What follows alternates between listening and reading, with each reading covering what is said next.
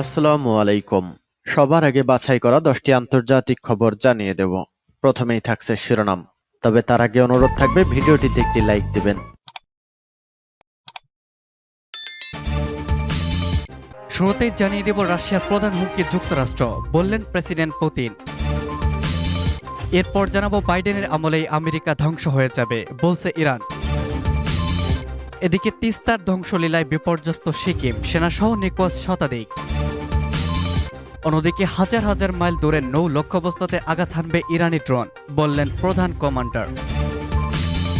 আরও জানিয়ে দিব ইরাকে পিকেকের স্থাপনায় তুরস্কের হামলা।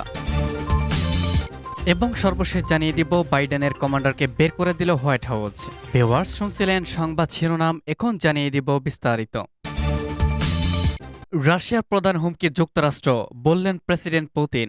যুক্তরাষ্ট্রকে রাশিয়ার প্রধান হুমকি হিসেবে মন্তব্য করেছেন রুশ প্রেসিডেন্ট ভ্লাদিমির পুতিন। আজ দেশের নৌবাহিনী দিবসে তিনি মন্তব্য করেছেন। বার্তা সংস্থা রয়টার্স এক প্রতিবেদনে এই তথ্য জানানো হয়েছে। প্রতিবেদনে বলা হয়েছে, নৌবাহিনী দিবসে প্রেসিডেন্ট পুতিন যুক্তরাষ্ট্রকে প্রধান হুমকি হিসেবে উল্লেখ করেছেন। নৌবাহিনীর বৈশ্বিক লক্ষ্য নির্ধারণ করেছেন। এই লক্ষ্যবস্তুর কেন্দ্রে রয়েছে উত্তর মহাসাগর এবং কৃষ্ণ সাগর। রাশিয়ার পূর্বেকার রাজধানী সেন্ট পিটার্সবার্গে নৌবাহিনী দিবসের বক্তৃতায় শক্তিশালী নৌশক্তি গড়ে তোলায় পুতিন আধুনিক রাশিয়ার রূপকার পিটার দ্য গ্রেটের প্রশংসা করেছেন। মহড়া পর্যবেক্ষণের পর সংক্ষিপ্ত বক্তব্যে Putin Zircon hypersonic cruise missile নিয়ে কথা বলেছেন। তিনি বলেছেন, সম্ভাব্য যে কোনো আগ্রাসকদের পরাজিত করার মতো শক্তি রাশিয়ার রয়েছে। বক্তব্যের পূর্বে রুশ প্রেসিডেন্ট ৫৫ পৃষ্ঠার নৌবাহিনী নীতিমালায় স্বাক্ষর করেছেন। এতে বিশ্বজুড়ে শক্তিশালী নৌক্ষমতা অর্জনের লক্ষ্য রয়েছে। বক্তব্যে পুতিন ইউক্রেনের সংঘাত নিয়ে সরাসরি কোনো বক্তব্য দেননি। তবে কৃষ্ণসাগর এবং আজব সাগরে রাশিয়ার ভূ রাজনৈতিক অবস্থান শক্তিশালী করার কথা বলেছেন তিনি। রাশিয়ার ৩৭,৬৫০ কিলোমিটার সমুদ্রসীমা রয়েছে। বাইডেনের আমলেই আমেরিকা ধ্বংস হবে। চলতি বাইডেনের আমলেই আমেরিকা ধ্বংস হয়ে যাবে। স্পিরিচুয়ালিটির ভাষায় বললে এটাই সঠিক উপযুক্ত বয়ান বা ভাষ্য। মানুষের সমাজের ফাউন্ডেশন মানে সমাজ দাঁড়াবে বা ঘুরে দাঁড়াবে, থাকতে পারে এক ন্যায় অন্যায় বোধ ইনসাফের ভিত্তির উপরই একমাত্র। এসব নিয়ে ন্যূনতম কিছু মৌলিক বোধের চর্চার ওপর বাইডেন এর সব সীমা লঙ্ঘন করেছেন। তাই বাইডেন ও আমেরিকা ধ্বংস হয়ে যাবেই। আজকের মিডিয়া রিপোর্টগুলোর একটা তথ্য তুলে এনেছে। হোয়াইট হাউস বলেছে, আজ ইসরায়েলের প্রধানমন্ত্রী বেনিয়ামিন নেতানিয়াহুর সঙ্গে কথা বলেছেন মার্কিন প্রেসিডেন্ট। তিনি ইসরায়েলের অধিকারের পক্ষে জোরালো সমর্থন জানিয়েছেন। প্রেসিডেন্ট বলেছেন, হামাস ও অন্যান্য সন্ত্রাসী গোষ্ঠীর রকেট হামলা ঠেকাতে নিজেকে রক্ষা করার অধিকার রয়েছে ইহুদিবাদী ইসরায়েলের। বাইডেন নাকি ইসরায়েলের অধিকারের পক্ষে জোরালো সমর্থন জানিয়েছেন, আর হামাস হলো সন্ত্রাসী গোষ্ঠী, মানে কি ফিলিস্তিনি মানুষ নয়? এটা কি কোনো মানুষের ভাষ্য বা বয়ান হতে পারে? অন্যের ঘরবাড়ি দখল করার পর এবার বাইডেন এসেছেন দখলদারিকেই কথিত অধিকার নিয়ে সোচ্চার হতে, দালালি করতে। বাইডেন, আপনি অবশ্যই ধ্বংস হয়ে যাবেন, আপনার ওপর লানত পড়বে। তিস্তার ধ্বংসলীলে বিপর্যস্ত সিকিম, সেনাসহ নিখোঁজ শতাধিক। সিকিমে ধ্বংসলীলা চালাচ্ছে তিস্তা। ভারী বৃষ্টির জেরে লোনক হ্রদের পানি প্রবল বেগে ছুটে আসে তিস্তায়। ফলে সিকিমের আকস্মিক বন্যা পরিস্থিতি তৈরি হয়েছে। যতই সময় যাচ্ছে সেখানকার পরিস্থিতি আরও খারাপ হচ্ছে। এখনো পর্যন্ত সেখানে ১৪ জনের মৃত্যুর খবর পাওয়া গিয়েছে। সিকিমের সরকারি সূত্র অনুযায়ী এখনো ২২ জন সেনাসহ অন্তত ১২০ জন নিখোঁজ রয়েছে। স্থানীয় কর্মকর্তারা আশঙ্কা প্রকাশ করেছেন যে মৃত্যুর সংখ্যা আরও বাড়তে পারে। ২৩ জন সেনা নিখোঁজ হয়েছে, তাদের মধ্যে এখনো পর্যন্ত একজনকে উদ্ধার করা সম্ভব হয়েছে। উদ্ধার হওয়া সেই সেনার শারীরিক অবস্থা আপাতত স্থিতিশীল বলে সেনা সূত্র নিশ্চিত করেছে। এক সরকারি কর্মকর্তা বলেছেন, ১৪টির মতো ব্রিজ ধসে পড়েছে। এছাড়া রাজ্যের বিভিন্ন স্থানে আটকা পড়েছেন ৩,০০০-এর বেশি পর্যটক। উত্তর সিকিমের লোনক হ্রদের ওপর ভারী বৃষ্টির কারণেই এই বিপর্যয় ঘটেছে। এদিকে আকস্মিক বন্যার পানির স্রোতে সিকিমের চোংথাং বাঁধ ভেঙে গেছে। সে কারণেই অস্বাভাবিকভাবে বেড়ে গেছে তিস্তার পানি। নদীর তাণ্ডবে আশেপাশের এলাকায় পরিণত হয়েছে ধ্বংসস্তূপে। পূজার আগে সিকিমের এই বিপর্যয়ের কারণে সেখানে ঘুরতে যাওয়া বহু পর্যটক আটকে পড়েছেন প্রতিবেশী রাজ্যে। পশ্চিমবঙ্গের অন্তত ২,০০০ পর্যটক সিকিমের আটকা পড়েছেন বলে জানা গেছে।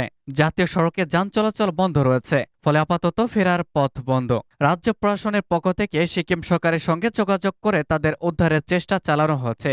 বাস, ট্রেন এবং বিমানে করে পশ্চিমবঙ্গ সহ দেশের বিভিন্ন অংশ থেকে পর্যটকরা বেড়াতে যান সিকিমে। পূজার আগেই সেখানে পর্যটকদের ভিড় আরও বাড়ে। কিন্তু সকাল থেকেই এক অন্য সিকিমকে দেখলেন পর্যটক। তিস্তার আকস্মিক বন্যার কারণে মারাত্মক ক্ষতি হয়েছে প্যাঙ্গিং, গ্যাংটক, নামচে এবং মঙ্গন জেলার। ভেসে গেছে বহু সেতু, কিছু জায়গায় পানির স্রোতে সম্পূর্ণভাবে ভেঙে পড়েছে বহু বিল্ডিং, কাদা মাটিতে চাপা পড়েছে বহু বসতি, রাস্তাঘাট, সেনা ছাউনি। পরিস্থিতি জরিপ করে আগামী ৮ অক্টোবর পর্যন্ত পাকিওয়াং, ক্যাংটং, নামচি এবং মঙ্গনের সব স্কুল বন্ধ রাখার নির্দেশ দেওয়া হয়েছে। চালু করা হয়েছে একাধিক জরুরি পরিষেবা নম্বর। হাজার হাজার মাইল দূরে নৌ লক্ষ্যবস্তুতে আঘাত হানবে ইরানি ড্রোন। কৃত্রিম বুদ্ধিমত্তায় সজ্জিত ইরানি ড্রোন কয়েক হাজার মাইল দূরের নৌ লক্ষ্যবস্তু শনাক্ত করে তাতে আঘাত হানতে সক্ষম বলে জানিয়েছেন ইসলামী বিপ্লবী গার্ড বাহিনী বা আইআরজির কমান্ডার মেজর জেনারেল হোসেন সালামি। তিনি রাজধানী তেহরানে মেডিকেল স্টুডেন্টদের এক সম্মেলনে বক্তব্য রেখেছেন।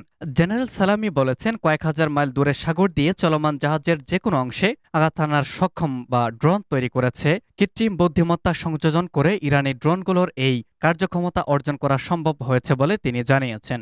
জেনারেল সালামি বলেছেন, এমনকি ড্রোন হামলায় কতখানি ক্ষয়ক্ষতি হবে সেটিও আমরাই নির্ধারণ করে দেই। আইআরজিসির প্রধান কমান্ডার বলেছেন, ব্যালিস্টিক ক্ষেপণাস্ত্র নির্ভুলভাবে লক্ষ্যবস্তুতে আঘাত হানার সক্ষমতা সৃষ্টি করা অত্যন্ত জটিল একটি কাজ।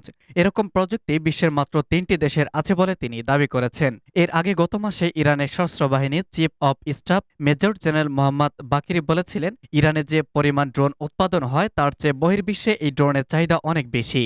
বহু দেশ ইরানি ড্রোন কেনার আগ্রহ প্রকাশ করেছে বলে জেনারেল বাকিরি জানিয়েছেন। ইরাকে পিকেকের স্থাপনায় তুরস্কের হামলা। আঙ্কারায় স্বরাষ্ট্র মন্ত্রণালয়ের সামনে আত্মঘাতী হামলার কয়েক ঘণ্টা পরেই ইরাকে কুর্দিদের বিভিন্ন টার্গেটে বোমা হামলা চালিয়েছে তুরস্ক। কুর্দিস্তান ওয়ার্কার্স পার্টির বিভিন্ন টার্গেটে আক্রমণ চালানোর কথা জানিয়েছে দেশটি। এতে কুর্দিদের গুহা, ডিপো, আশ্রয়স্থল সহ ২০টি টার্গেটে বোমা ফেলা হয়েছে। তুরস্কের প্রতিরক্ষা মন্ত্রণালয়ের দাবি, এই বিমান হামলায় পিকেকের প্রচুর ক্ষয়ক্ষতি হয়েছে। ইরাকে কুর্দিদের শহর সেদাকানের মেয়রকে উদ্ধৃতি করে এএফপি জানিয়েছে, তুরস্কের বিমান বাহিনীর বিমানগুলো রাত ৯টায় ২০টি শহরে এবং গ্রামের বিভিন্ন জায়গায় বোমা ফেলতে শুরু করেছে। পিকেকে যুক্তরাষ্ট্র, ইউরোপীয় ইউনিয়ন ও তুরস্ক সন্ত্রাসবাদী সংগঠন বলে আগেই ঘোষণা করেছে। প্রায় ৩,৫০,০০,০০০ কুর্দি ইরাক, ইরান, সিরিয়া এবং তুরস্কে বসবাস করেন। সাম্প্রতিক সময় ইরাক ও সিরিয়ার কুর্দিদের উপর তুরস্ক মাঝে মধ্যে আক্রমণ করেছে। গত এপ্রিলে ১১০ জন কুর্দিকে পিকেকে এর সঙ্গে জড়িত অভিযোগে গ্রেপ্তার করা হয়েছিল। এবং সর্বশেষ জানিয়ে দিব, বাইডেনের কমান্ডারকে বের করে দিল হোয়াইট হাউস। একের পর এক লোকজনকে কামড়ে চলেছে বাইডেনের কুকুর কমান্ডার। সবশেষে এটি হোয়াইট হাউসে সিক্রেট সার্ভিসের এক নারী কর্মকর্তাকে কামড় দিয়েছে। ফলে এবার তাকে হোয়াইট হাউস থেকে বের করে দেওয়া হয়েছে। মার্কিন ফার্স্ট লেডি জিল বাইডেনের এক মুখপাত্র এই তথ্য জানিয়েছে। খবর আল জাজিরার। ফার্স্ট লেডির যোগাযোগ কর্মকর্তা এলিজাবেথ আলেকজান্ডার জানিয়েছেন, প্রেসিডেন্ট বাইডেন এবং তার স্ত্রী হোয়াইট হাউসের কর্মকর্তাদের নিরাপত্তার বিষয়ে বেশ উদ্বিগ্ন। এই কর্মকর্তারাই তাদের নিরাপত্তা নিশ্চিত করে থাকেন। তিনি বলেন, বর্তমানে কমান্ডারকে হোয়াইট হাউস থেকে সরিয়ে দেওয়া হয়েছে। ফার্স্ট লেডি সিক্রেট সার্ভিস সহ সকলের প্রতি কৃতজ্ঞতা প্রকাশ করেছেন। তিনি সমস্যা সমাধানে সকলের সম্মিলিতভাবে কাজ করার কথা জানিয়েছেন। এদিকে হোয়াইট হাউসের এই কর্মকর্তা কমান্ডারকে কথায় সরিয়ে দেওয়া হয়েছে তা স্পষ্ট করেনি, তবে তাকে কেবল হোয়াইট হাউস থেকে বেরিয়ে সরিয়ে দেওয়া হয়েছে বলেও জানিয়েছেন। জানা গিয়েছে, মার্কিন প্রেসিডেন্ট জো বাইডেনের 2টি পোষা কুকুর রয়েছে। এদের মধ্যে জার্মান শেপার্ডস প্রজাতির কমান্ডার বয়সে ছোট, এটির বয়স 2 বছর। 2021 সালে এটিকে হোয়াইট হাউসে নিয়ে এসেছেন মার্কিন প্রেসিডেন্ট জো বাইডেন। বাইডেনের পরিবারের কাছে একটি পোষা বিড়ালও আছে, সেটির নাম উইলো। বাইডেনের এই কুকুর কমান্ডার 2 বছরে গত 11 জনকে কামড় দিয়েছে। কুকুরের এমন আচরণের জন্য